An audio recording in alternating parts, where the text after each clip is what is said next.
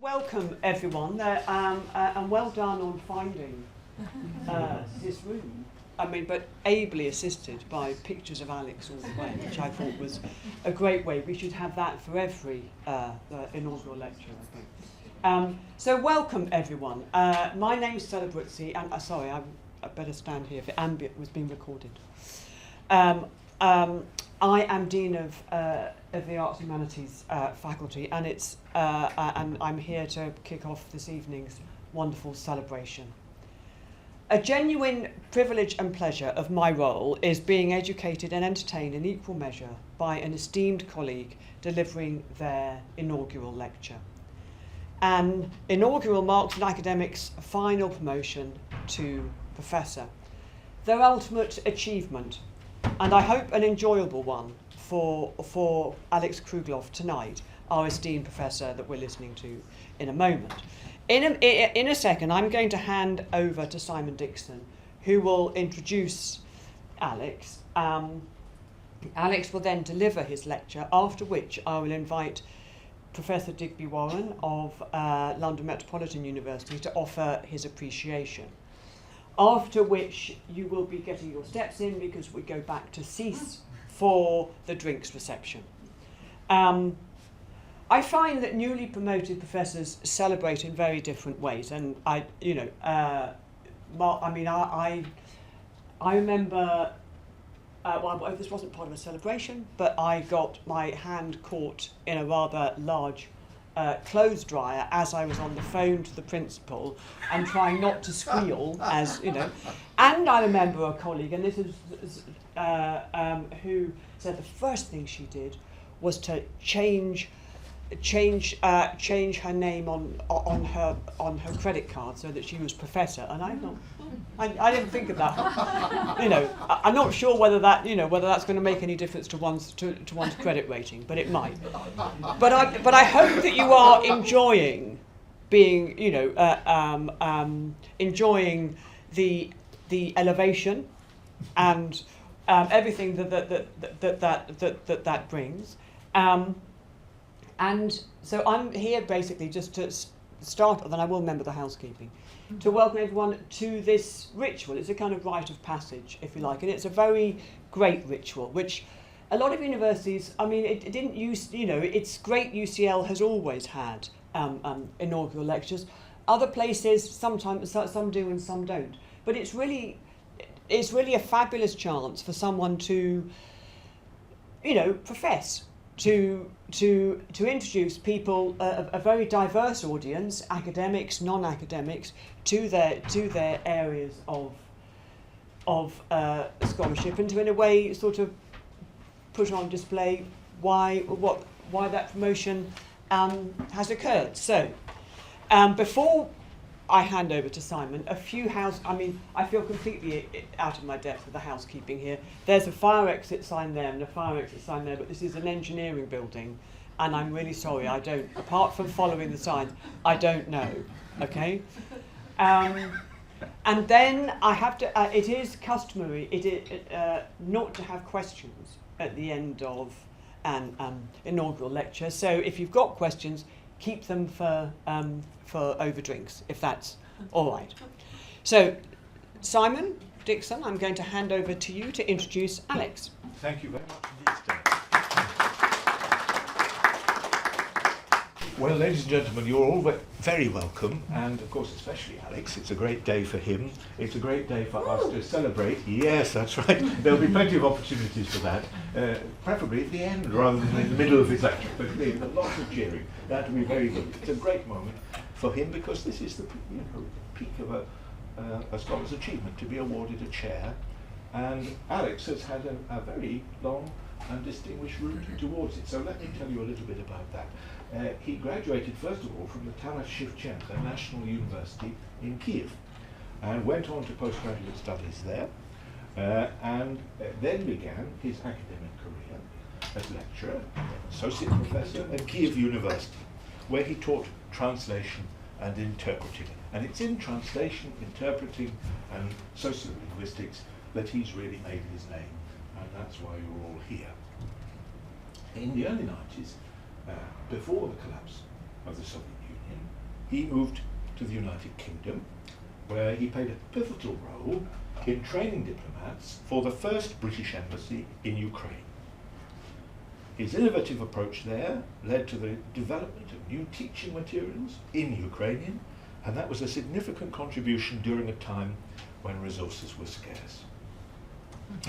But in 1993, he moved to the other side of the world, joined the University of Otago in New Zealand, and there launching the first Ukrainian course, and he published an advanced Russian grammar and a Ukrainian English dictionary of business communication, and went on with his research in translation, interpreting, and sociolinguistics, focusing particularly on language planning in the former Soviet Union.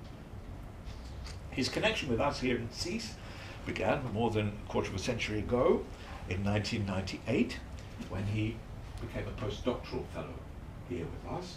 But after that, he spent nearly 10 years at the Diplomatic Service Language Centre of the Foreign and Commonwealth Office here in London, where he initially led the Russian and Slavonic Department and was later appointed Assistant Director of Language Training.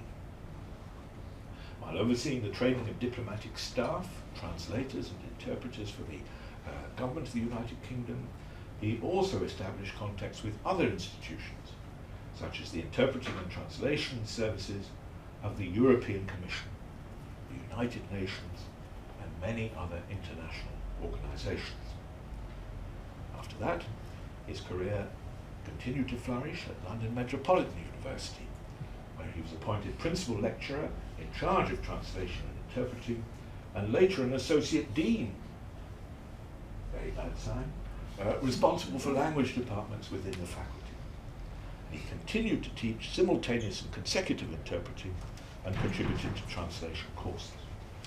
Well, that's already a lot, but there's another side to Alex's activities which must be highlighted, because he served as an external expert in higher education, translation and interpreting for the World Bank, for various EU institutions, for the British Council, for the Chartered Institute of Linguists, and many others.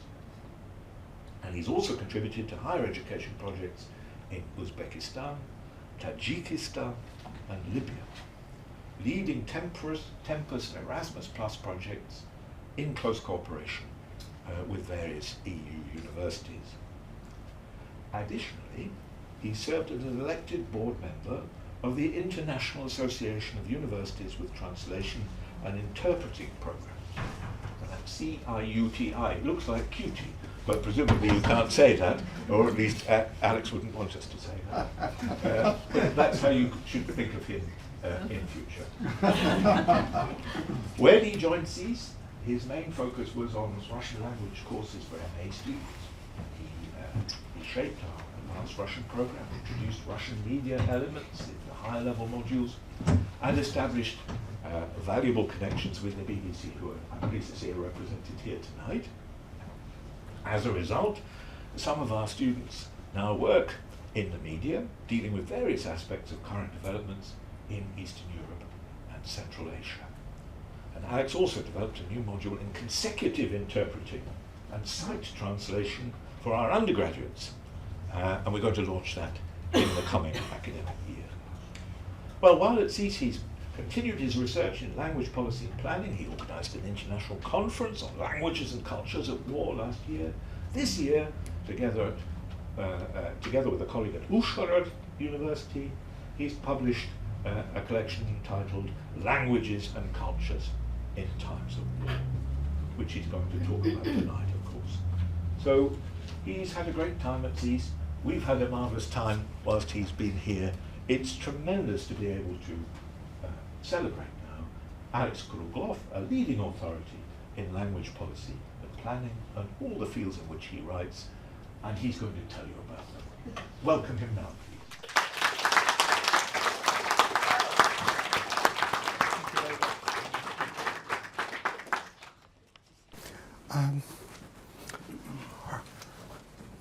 Thank you very much, Stella Brucey, and thank you very much, Professor Simon Dixon, for this introduction. I don't know what to say. just wanted to say thank you, and also I just wanted to say thank you everyone for coming. It is so nice to see so many colleagues from CEAS, from UCL, and my wonderful colleagues from London Met, and my former students and my current students here as well. Yes, thank you for coming.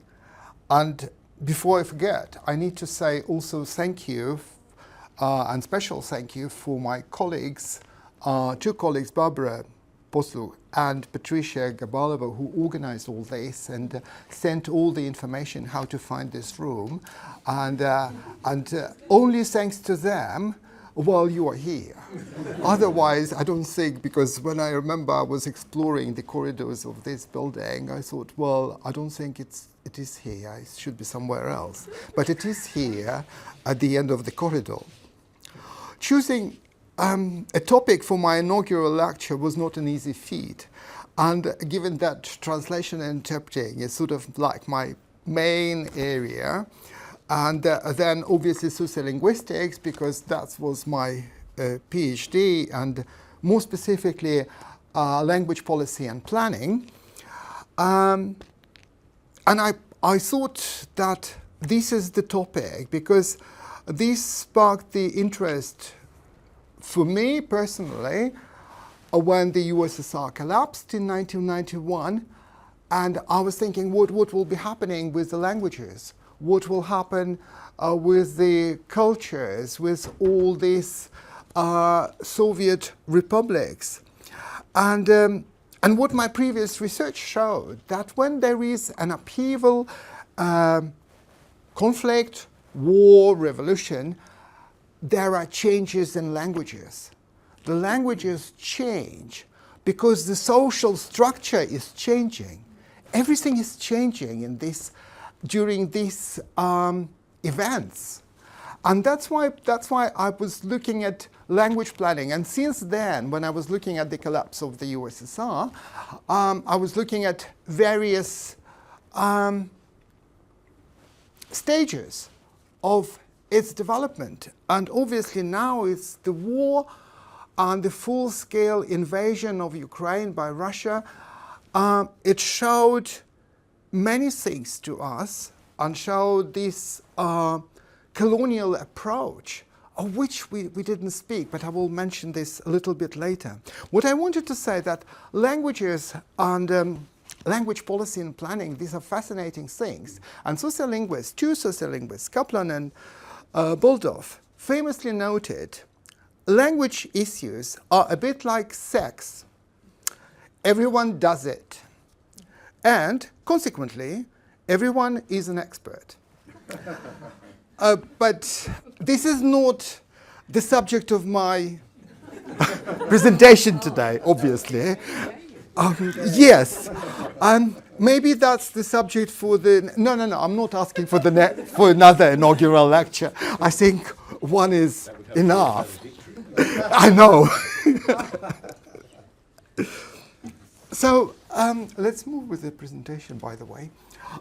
So that's the plan, what I'm going to talk about, and very briefly, of course, because we have strict rules here. We are supposed to finish at 7 here, and because drinks will be waiting in the other building, and we need to get there. But you will see my photo everywhere, so you will just follow that, and just you will eventually get there. So we will be talking about what is language ideology, very briefly, and then looking at historical perspective, but only the features, because we will have only, 30 minutes. Then decolonization of Ukraine and what are the language ideologies, and at the end I will try to map all language ideologies specifically for status planning. I'm not talking about corpus planning today, I'm talking more about status planning. And so that's the plan, and we move to what language ideology is. So you all know what ideology is. When I was at school in the USSR, I was thinking about ideology. And at that time, when I was at school in the USSR, in the Soviet school, and a Soviet boy in Kiev, and I was thinking there are only two ideologies, communist and anti-communist. And there are no other ideologies. And only later, when I got to the university, I realized that there is the whole spectrum of ideologies. And but language ideology specifically was proposed by, as the term, was proposed by Michael Silverton, and further it was enhanced the actual concept and definition. But the main thing is it's like a bridge. It's a bridge between linguistic and social theory, because it relates to the microculture, communicative action, to political economic consideration. So any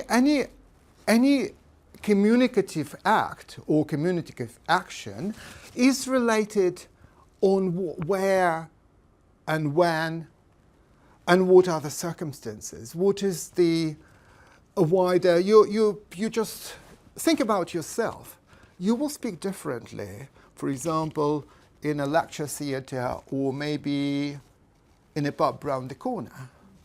So, and that's how sociolinguists look at that and saw and trying to understand how this language works. How do we switch? And Jaffa later on gave definition of language ideologies like rationalization of hierarchical social orders and are thus implicated in their reproduction. And in other words, the way we think about and use language or languages often reflects and reinforces the social infrastructures and power dynamics within our societies. I think you could be better off on that side. I don't know. But I mentioned already the language planning, and I just want to show you the relationship, because I will be talking about this in my presentation today. And the language ideology is directly linked to language planning, because ideology is our attitudes, our beliefs. It's what we believe in. And the language planning is the actual planning to modify either the use of languages or languages themselves.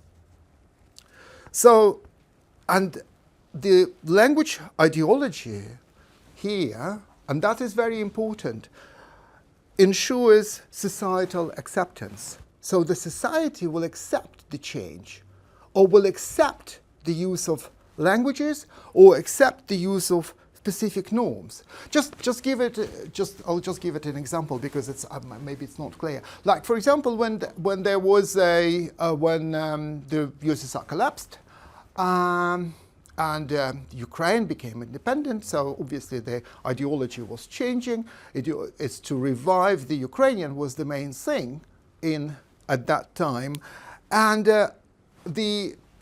therefore the language planning was changing. And for example, if we are talking about corpus planning, one of the things which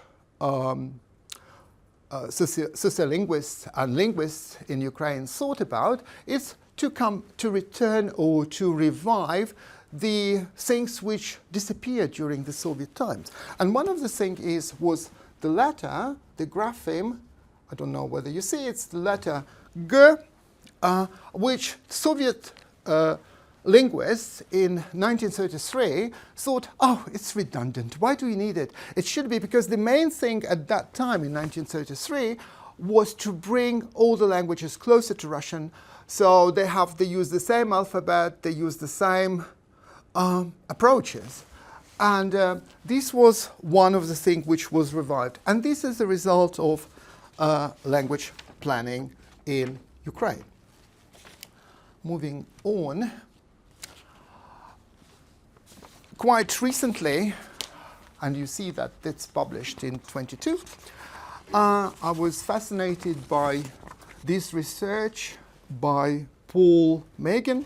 He's a Scottish Gael sociolinguist working in Canada, teaching ESL, and he came up with a wonderful term, colonial lingualism.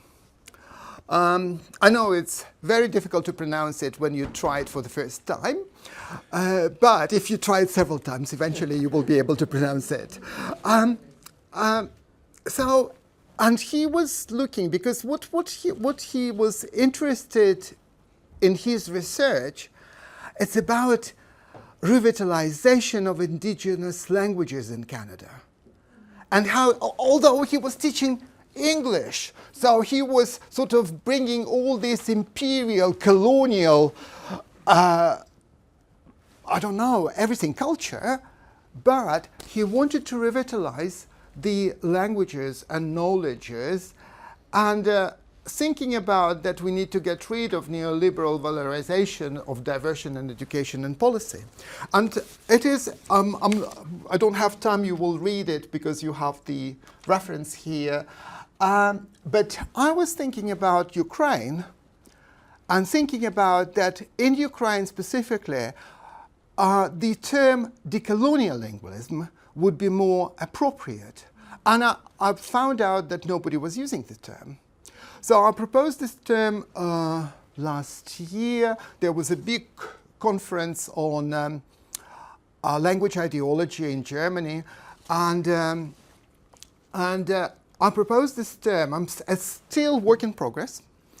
I'm going to present it at the Congress on East European Congress, which we are going to have here at UCL in July, and that will be, I will do something on decolonial lingualism, because decolonial lingualism, it's a belief that when we want to undo or redo previous colonial past, or status of the language, or corpus of the language, and it promotes that freedom and the freedom of ideas, knowledges, belief, and also in teaching and learning languages and cultures, which is very important.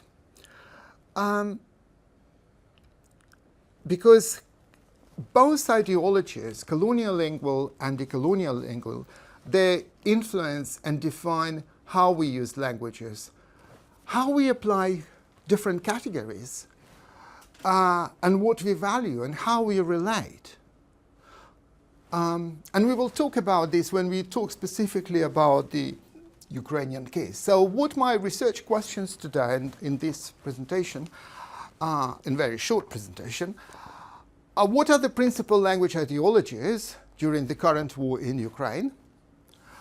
And how have these ideologies changed during the current war, and what impact have they had on language planning? And I'm talking about, as I said, only about status planning. I'm not talking about the corpus of the language.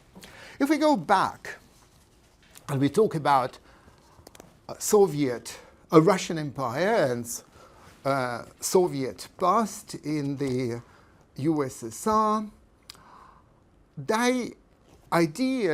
they constantly promoted the idea that, especially in the USSR, that colonialism exists only in the West. It doesn't exist, it exists in all other countries, but not in the Soviet Union, because the Soviet Union is just calling all the people to bring the colonizers to justice. And here are the examples of posters. This is post-Stalin poster, and this is a Stalin-era poster. Pay attention to these. The whole world will be ours. And this is the ideology. So asking peoples of the world to liberate from the colonizers, from the oppressors, get the power, and here's the Russian brother waiting for them. So So that's briefly what I wanted to say. The other thing is that obviously if we look at the West, in the West, the terms anti-colonial, decolonial, post-colonial are mostly associated with Latin America, with Africa. That's what people immediately think about. And like colonial powers, imperial powers like British, Dutch, French, whatever. But where's Russian? Russian is not there. And it's very interesting, the Kasimberkova from the University of Basel in Switzerland, she studies the Central Asia, and she did lots of research on Central Asia. She said the overlooking of Russian colonialism is largely due to the Russocentric nature of Western knowledge of Eastern Europe and Eurasia. And that's why, and in Western academia, especially in the 90s, nobody was thinking about, and in the Soviet Union, in the former Soviet Union, nobody, well, there were some ideas maybe we should discuss, but nobody was discussing this. Eva Thompson, she was the first. She was written Imperial Knowledge. It's about the Russian literature, and that the Russian literature is not considered through the prism and understanding that the literature appeared in the imperial country, in the country which was colonizing other peoples in Russia or in the USSR. Well, and only in the 21st century, there were some Ukrainian scholars who were doing some research on colonization and colonialism. So Russian colonialism seems to be excluded from post-colonial discussion in Western academic discourse, and thus creating this sort of impression that this is doesn't exist.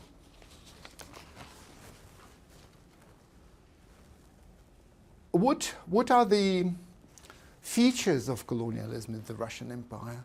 And one of them is Russification, and that's the ideology of Russian language assimilation. We always think about, when we hear Russification, we think about the language. But actually it was much wider than language. It was the culture, it was the whole, everything what surrounds us. That is Russification. When the worldviews changing, the beliefs, and because all other languages, they hinder the development, and they, since the 17th century actually, and that's when Peter the Great, it's here, has ordered the cleansing of all Little Russian, i.e. Ukrainian, elements from theological literature from 1720. But it is not the beginning. It started 100 years before that, when Patriarch of Russia, Philaret, or Moscow at that time, he pronounced an anathema upon books of Lithuanian imprint. And Lithuanian imprint, at that time in Lithuania, they printed Ukrainian and Belarusian books. But these were the only secular books at that time in the Russian Tsardom. At the same time, the authorities always tried to upgrade the status of Russian as the principal language of wider communication, and downgrading all other languages. And that's why the phrase appeared, the great and mighty Russian language. Here's the guy who is learning the language. And this is the correct language, or politically correct, in Russia or the USSR. The imposed bilingualism, because everyone had to speak Russian. Russians not necessarily spoke any other languages of the Soviet Union. Even when they moved to Ukraine, some of them are like, remember parents going to the school director and asking, oh, well, my kids don't need Ukrainian. So they were free from using it. or from going to classes. Also, the Surzhyk appeared. Surzhyk is a mix. It's just a mix. Can you imagine a mix of two languages when you use them indiscriminately, both lexical or grammatical, you just use elements of both languages. What Surzhyk is, in Ukrainian, Surzhyk means a mix of wheat and rye flour. Something like impure flour, something lower grade.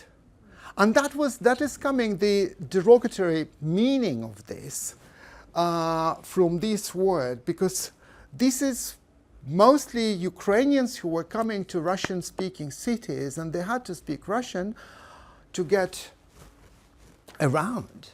And obviously they didn't know Russian, and that created that mix where they were trying to speak Russian but not knowing it perfectly well. Also, Russian was promoted as the only language of science, technology, and business. There was centralization, and we all know about centralization in the USSR, and obviously, and promotion, obviously, of Soviet Russian biased culture. Ideological orientation of all reforms, and this is where communist reforms, and quite often communist apparatchiks were engaging in those reforms, and that's why we have this incompetence quite often in the USSR. Also translation policy, and like, for example, if we can see the most world literature was translated first into Russian, and then it was translated from Russian into other languages of the former Soviet Union. And that what made that when you get the translation, you get so many Russian phrases, or actually it was going through the Russian lens. So when you read the novel already or something, it doesn't feel like it's an English novel, or it just loses that important cultural factor. And Irina Odrychivskaya, sitting here, well, she was doing the research. She examined how Ukrainian literature and culture have been represented in Anglophone translations since the 19th century to present day. And what her research showed, it revealed this colonial aesthetic, social imaginary, influenced by both Russian imperial and subsequent Soviet lenses. And of course the Soviet media, and the Soviet media was the best programs were obviously produced in Russian, because that was the intention by the central television and central radio, but the others were inferior programs. So Russian language dominated in the Soviet Union, and so by the end of the Soviet Union in 1991, in 54% of schools in Ukraine taught in Russian, and only 45 in Ukrainian. And this is taken from the Soviet statistics, so you can imagine Soviet statistics. I was in one of those Ukrainian schools. In 1 year, we had one group doing learning in Ukrainian and the other 3 in Russian. But that was considered a Ukrainian school. So that was and you can see it was downgrading completely. The Ukrainian schools were going down because when you talk about university, you go to university and it's almost all in Russian. And even in the university where I studied, in Kiev University, which was sort of the center of Ukrainian studies in Ukraine, and we had only a few lecturers who spoke Ukrainian. The others spoke Russian. And of course, because when you do degrees, if you want to do a degree, like doctoral degree, they're all in Russian, because you have to send your doctoral thesis to Moscow for approval. So everything was in Russian. So the national languages were not even allowed close to any research degrees. So in a way, the languages were losing functionality, the other languages of the Soviet Union. And that's why post-colonial language planning started in 1989 with the law of languages in Ukrainian SSR. It recognized Ukrainian as a state language and Russian as the language of international communication in the USSR. It was obviously a symbolic event. It was just a paper tiger because it didn't have any particular enforcement. But what it did in '89 in all these national republics of the USSR is that people started thinking beyond languages. They started thinking about, and what do we do? Why do we do this? They started asking questions. So in a way, this 89 to 91, that's actually contributed to the eventual collapse of the Soviet Union. And then when the Ukraine became independent in 91, the ideologies of vernacularization and Ukrainization, because that's people had to support Ukrainian and the development of the language, along with national revival, and that's since 91. But you will ask me, is it enough to substitute Russian, a colonial language, with Ukrainian? No, of course not. And it's not easy to substitute.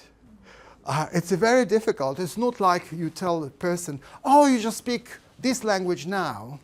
Well, it's quite difficult, because the main thing is to change the culture, to change the worldviews, perceptions, attitude, approaches.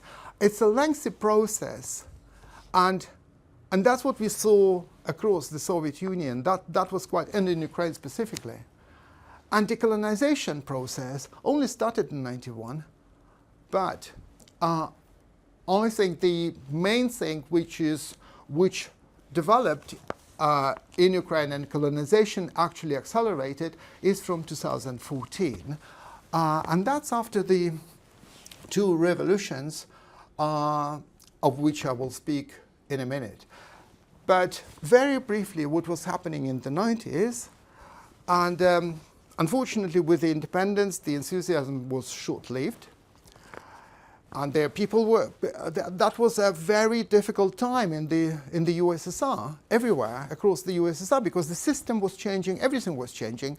And so people were thinking about their bread, about food, and less about languages. But there was still a constitution. The constitution in 1996 confirmed the status of Ukrainian as official language and guaranteed free development. There was also, and that's very important for Ukraine, the development of democratic institutions. That's what we call civil society. And I think that was important. The 90s, people didn't see it. But behind the scene, there was a development of democratic institutions and civil societies, various organizations dealing with women's rights, LGBT, with anything. And that was developed in Ukraine at that time during those 10 years. And the number of Ukrainian schools increased according to the statistics. I'm not a fan of statistics, you could see that. But there was slow decolonization process because nobody was thinking about decolonization. People were thinking about monuments and getting rid of the monuments of the communist past. But I think the main thing is to think about what people think and how people view everything. And I think that takes more time. Obviously, democratic reforms were not consistent. And Volodymyr Kulik rightly mentioned that there was existence of both two ideologies, Ukrainophone and Russophone. The revolutions in Ukraine, one, the orange one, and the other one is the Euromaidan, this is the examples of post-colonial struggle. This is the examples of Ukrainians struggling against or fighting against the Russian imperial domination, because Russia was still influencing what was happening in Ukraine at that time through media, through narratives, through various other means, business, and so on. And also, there was a law on the principles of state language policy of Ukraine, which was adopted in August 2012, which aimed to expand the use of Russian, especially in eastern and southern Ukraine. And that's why people went, well, not because of only language, but also just generally fighting for freedom and independence. Since Euromaidan, and I'm going very quickly on this, there were lots of inconsistencies. One of because the government was thinking more about Ukrainian language and promoting the Ukrainian language at that time, and created like one of the controversial education law 2017, which limited education in minority languages to preschool and primary education. It's very important to see that when we are talking about decolonial lingualism, we can't think about only one language. Decolonial lingualism, it's when you create opportunities for all languages, for all speakers of all languages in the country. And that is decolonial lingualism. So that was again going against decolonial lingualism, in fact. The law on secondary education slightly solved a certain issue about this, but the government was trying to support the functioning of the Ukrainian language at that time. But what is important, thinking about indigenous people as well, and indigenous people in the Crimean Peninsula, of Crimean Tatars, Karaits, Karamchaks, and also Mariupol Greeks. And they even developed, one day before the full-scale invasion, they've developed even the strategy for development of Crimean Tatars, and that was approved by the parliament. The Russian full-scale invasion, which started in February 22, intensified decolonization process and decolonial lingualism in Ukraine. The main thing was defending the nation, defending the independence, defending the Ukrainian language as a symbol of independence. And I think that was the key at that time, especially in 22. And there was the so-called gentle Ukrainization at that time, when people were transitioning on their own from speaking Russian to speaking Ukrainian. And especially in the eastern, southern, and northern regions of Ukraine. And there was a 17% switch from one language into another. How do you compare this figure? Just imagine that from 91, from the independence to the start of the war, only 15% switched from Russian to Ukrainian. So that was a significant number of people who decided to switch from Russian to speaking Ukrainian. And of course, there was a widespread rejection of Russian narratives, culture, and language itself. Also, that was a kind of form of patriotism in Ukraine at that time, a unifying factor. And the use of Russian at school and university settings obviously received some public attention and obviously condemnation. But at the same time, we can see the rise of English and other European languages at that time.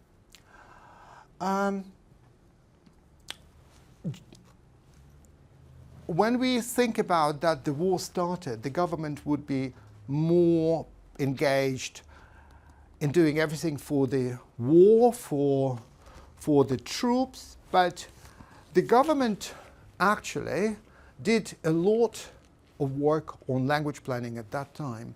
And one of the documents which I want to attract your attention to is on national minorities in Ukraine. It made some amendments and they introduced like private higher educational institutions can choose any language of instruction they want to choose in Ukraine. And they guarantee the rights of national minorities to use the language. And that is quite important. And they eventually, the Council of Ministers in Ukraine, they approved the Unity in Diversity 10-year program for the development of other languages. But these are the languages only of the EU. And you will ask me, what about other languages? Well, Russian was not included because of the war, and because of the attitudes, and because of beliefs. And I think that's the outstanding issue, of course, for the government to deal with at later stage. I'll just briefly say that there is one more language law. It's on the use of English. And that was generally, it was supported, this law. That's very unusual law for the country which was not part of the British Commonwealth, or it was not a British colony, but they approved this law, and they have like specified compulsory preschool, school English learning, and state exams in English, and civil servants will have to take English exams after the war. So it recognized that there were some controversies about dubbing English film. We won't go into this because I know that I don't have much time. Digby shows me already that my time is expiring. I just want to show you that the language issues are also quite often used in the media. And this is the latest one about, you remember that Ukrainian-Russian talks in Istanbul, and in English media generally, they were saying they used the interpreters, or interpreting was used, something like this, but not specifying. But some Telegram channels were saying, were putting things like stories that the Istanbul talks were conducted in Russian to prevent Ukrainian interpreters from fleeing. According to them, one Ukrainian interpreter was trying to flee because he didn't want to be mobilized. So it's a Telegram channels, and obviously these were all fake. And this is, I think this is Ukinform. Yes, yeah, they published this as fakes, and they used the CNN fake account to publicize this. And yes, I'm just go to the conclusions. The decolonization process and decolonial ideology are crucial to development Ukrainian society, where the government needs to consider, of course, support the Ukrainian language, but also consider all minority languages, that they have their rights and opportunities for development. On the other hand, I think generally Ukrainian government should be commended that they, in these sort of circumstances, in the circumstances of war, constant bombing, they manage to do some language planning, which is commendable. On the other hand, all these legislative acts, they do not go through the civil society. The civil society is not that much engaged because of the war, obviously, and that's why I think they will have to go back to this, to the issue of the laws which were adopted. But we all hope that the law on the use of the English language in Ukraine will improve the English language proficiency, because at the moment half of Ukrainians don't know any English at all. And as promised, I was thinking about mapping. It's work in progress, which I'm thinking about the Congress and how I'll present. Ukrainization is still the central point in the ideology in Ukraine, with obviously supported by the ideology of defending national identity in Ukrainian language. And this goes together with decolonization and decolonial lingualism. And that goes from the liberation at the beginning and the revival of Ukrainian language. But at the same time, we need to pay attention that we have two opposing ideologies, Ukrainophone ideology on top and Russophone ideology here as well. What is important that the new areas start to appear, that's internationalism and multilingualism in Ukraine. And that's why for forecasting language situation, we are thinking about, well, so is bilingualism, we're talking about Russian-Ukrainian bilingualism, gradually be transforming into multilingualism? Or will Ukrainian-Russian bilingualism be substituted by Ukrainian-English bilingualism? Or, I don't know, maybe we will think over drinks, any other questions or any other issues which may appear. But thank you very much for your attention. Thank you.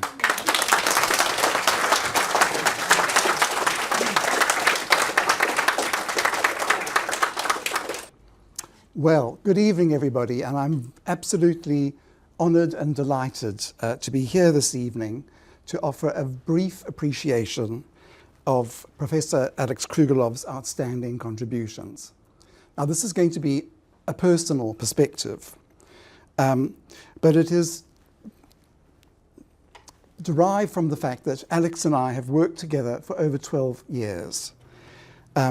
This has been partly through our involvement in some EU-funded international projects, which were focused on systemic transformation of higher education in Central Asia, and also through those projects trying to enhance the quality of teaching. My own field, as you can see, is that of higher education development. And also, Alex and I have had the pleasure to collaborate at various international conferences as keynote speakers, for example, in Latvia and the Czech Republic. We've also collaborated as doctoral supervisors, and through all these different opportunities, there have been frequent chances for me to hear about and to discuss with Alex the kind of work that he's been involved in as a scholar, as a teacher, and as an incredible leader of very impactful projects. So, as we already heard from Professor Simon, Alex, of course, has made an outstanding contribution as a recognized scholar, as an expert professional in his field of language interpreting and sociolinguistics, as an inspiring teacher, and more on that in a minute. But what I want to highlight is that his work has been impactful in the way that it intersects across education, research, and external engagement at national and international levels. Alex also exemplifies the qualities of compassionate critical being, and I want to share this concept, which was actually developed by the eminent Professor Ronald Barnett, now emeritus professor from the Institute of Education here at University College of London. Professor Ronald Barnett is globally renowned as a philosopher of higher education. And in his seminal book, Higher Education, a Critical Business, going back to 1997, he put forward the idea of the critical being or the critical person. And as he said, critical persons are more than just critical thinkers. They're able to critically engage with the world and with themselves as well as with knowledge. And this little diagram here shows the idea of the critical person being at this confluence of critical reasoning, knowledge, critical self-reflection, and critical engagement and action in the world. Now, to these qualities, Alex adds a sense of compassion, care, and empathy that underpins everything he does. And this makes him not just a critical being, but a compassionate critical being. And I would like to just share 3 shining examples of how Alex exemplifies compassionate critical being across different areas of his work. The first example, and this comes from one of the projects in which we were involved around modernizing higher education in Central Asia, Alex led the development of a guide around student engagement. And this was developed for the higher education ministry in that particular country. And this is an example of how Alex is able to integrate a whole range of key aspects. So in doing this, he drew on published research around student engagement. He added to that an analysis of fresh data that had been generated around surveys of actual practice among the partner institutions in the project. And then to that, he added the input from UK and overseas staff and students who were involved in the project, and this way facilitated true international collaboration. And the result then was this important guide on student engagement, which was a significant contribution towards fostering cultural change in that higher education system. But more than that, Alex was actually modeling what is involved around academic policy development and what it means, what student engagement actually means in practice through his own involvement of students as key players in developing that guide. My second example, and I was very fortunate to witness this event, was the keynote lecture that Alex gave at an international conference on cross-cultural perspectives at Palaki University in November 2018. And Alex's lecture was focused around the theme of is cross-cultural research possible? And I think we've seen further examples of that in his presentation today. The audience on this occasion was an audience of academics and doctoral students drawn from regionally and also internationally. And it was truly an inspired talk from Alex as both an educator reaching out to prospective postgraduate researchers and as a researcher himself. And it really exemplified this kind of synthesis that Alex creates around his own specialist knowledge and research, his leadership experience in international projects, his fantastic cross-cultural proficiency, which has been in evidence already this evening, but also very importantly, his deep commitment to fostering students' academic and life skills, their creative thinking, their originality, and their individuality of thought. And I know this is what lies behind his commitment as a teacher, because Alex also kindly agreed to be interviewed by me for a large-scale project I'm leading in exploring the theme of education for social justice. And we're going to hear Alex's voice as reflected in the next slide, where I'd like to highlight his contribution as an outstanding, inclusive, inspiring, imaginative, and adventurous teacher, warm and engaging and humorous, as we've seen this evening. And Alex told me the development of students is the most important thing which inspires me as a teacher. I can see when they are inspired and I get inspired as well.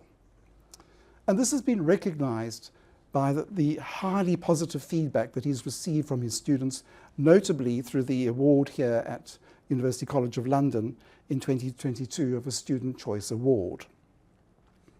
Alex, in his teaching, adopts approaches which are very consciously focused around enhancing student learning engagement, whether it's educational visits, for example, taking students to the BBC studios, whether it's project-based learning, whether it's the use of formative peer feedback through which students can learn from each other and expand their academic knowledge and skills, or through the use of blended learning.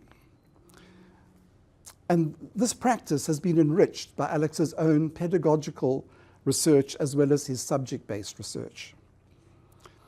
And it's summed up here in this ethos that Alex conveys of the fact that he is proud of engaging students in everything we do. And so, in summary, as a compassionate, critical being, Alex is highly regarded by everyone who is fortunate to know and work with him. Students, university teachers, university professors and leaders, fellow practitioners, government-level figures, the British Council, the EU, the European Commission, the ICC, World Bank officials, you name it. And this is a testimony to Alex's wide reach and impact, to his integrated approach, as I said, uniting education, research, and external engagement. But above all, to his very special capacity to work with people from all walks of life and different cultures. So congratulations, Professor Krouglov, on this wonderful achievement, highly deserved. Congratulations.